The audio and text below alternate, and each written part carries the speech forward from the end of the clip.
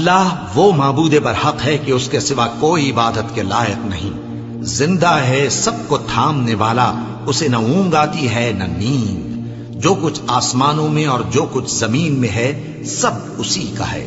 کون ہے کہ اس کی اجازت کے بغیر اس سے کسی کی سفارش کر سکے؟ جو کچھ لوگوں کے روبرو ہو رہا ہے اور جو کچھ ان کے پیچھے ہو چکا ہے اسے سب معلوم ہے، اور لوگ اس کی معلومات میں سے کسی چیز پر دسترس حاصل نہیں کر سکتے۔ ہاں، جس قدر وہ چاہتا ہے اسی قدر معلوم کرا دیتا ہے۔ اس کی بادشاہی اور علم آسمان اور زمین سب پر حاوی ہے، اور اسے ان کی حفاظت کچھ بھی دشوار نہیں۔ وہ بڑا عالی رتبہ ہے، جلیل القدر ہے۔ دین اسلام میں کوئی زبردستی نہیں ہے، ہدایت صاف طور پر ظاہر اور گمراہی سے الگ ہو چکی ہے۔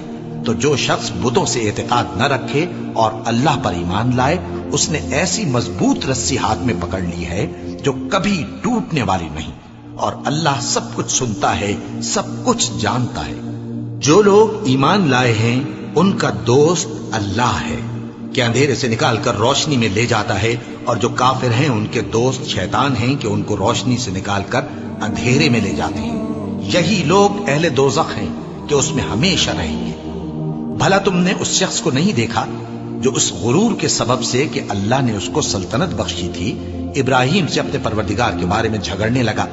جب ابراہیم نے کہا میرا پروردگار تو وہ ہے جو زندگی دیتا ہے اور موت دیتا ہے، وہ بولا کہ زندگی اور موت تو میں بھی دے سکتا ہوں۔ ابراہیم نے کہا کہ اللہ تو سورج کو مشرق سے نکالتا ہے، آپ اسے مغرب سے نکال دیجئے۔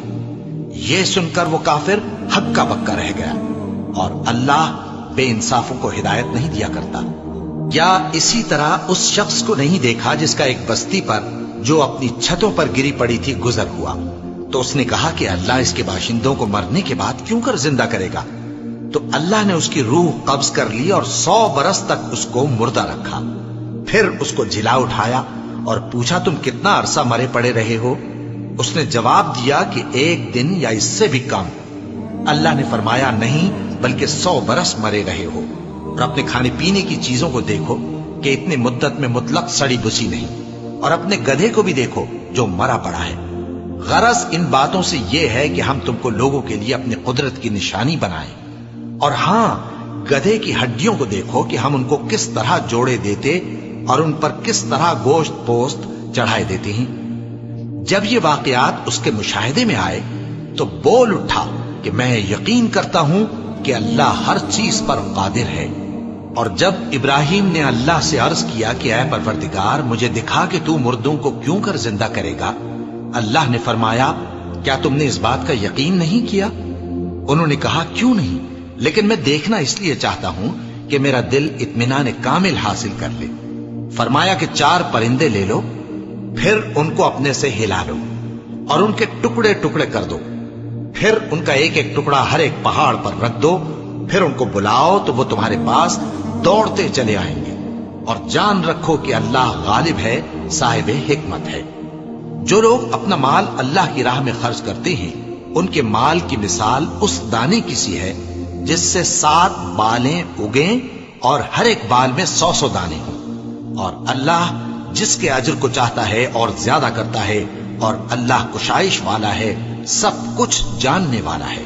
جو لوگ اپنا مال اللہ کے راستے میں صرف کرتے ہیں پھر اس کے بعد نہ اس خرچ کا کسی پر احسان رکھتے ہیں اور نہ کسی کو تکلیف دیتے ہیں، ان کا صلہ ان کے پروردگار کے پاس تیار ہے، اور قیامت کے روز نہ ان کو کچھ خوف ہوگا اور نہ وہ غمگین ہوں گے۔